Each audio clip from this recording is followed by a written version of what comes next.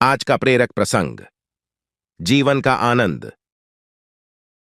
बहुत समय पहले की बात है, जब सिकंदर अपने शक्ति के बल पर दुनिया भर में राज करने लगा था। वह अपनी शक्ति पर इतना गुमान करने लगा था कि अब वह अमर होना चाहता था।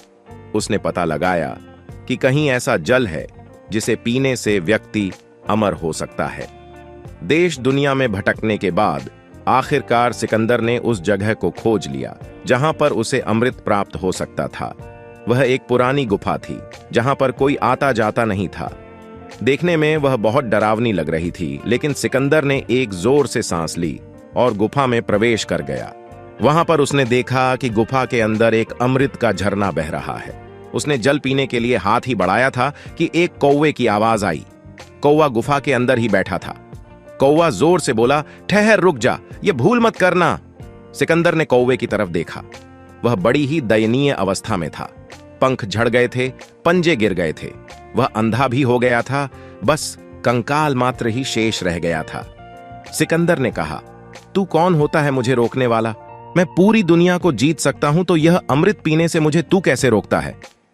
तब कौवे ने आंखों से आंसू टपकाते हुए बोला कि मैं भी अमृत की तलाश में ही इस गुफा में आया था और मैंने जल्दबाजी में अमृत पी लिया।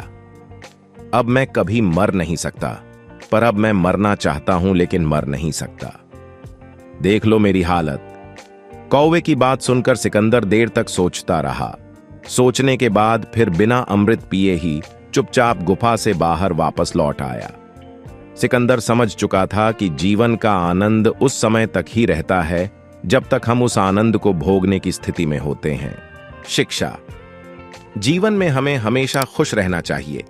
हमें कभी भी खुश रहने के लिए बड़ी सफलता या समय का इंतजार नहीं करना चाहिए, क्योंकि समय के साथ हम बूढ़े होते जाते हैं और फिर अपने जीवन का असली आनंद नहीं उठा पाते हैं। सदैव प्रसन्न रहिए। जो प्राप्त है पर्याप्त है। जिसका मन मस्त है उसके पास समस्त है।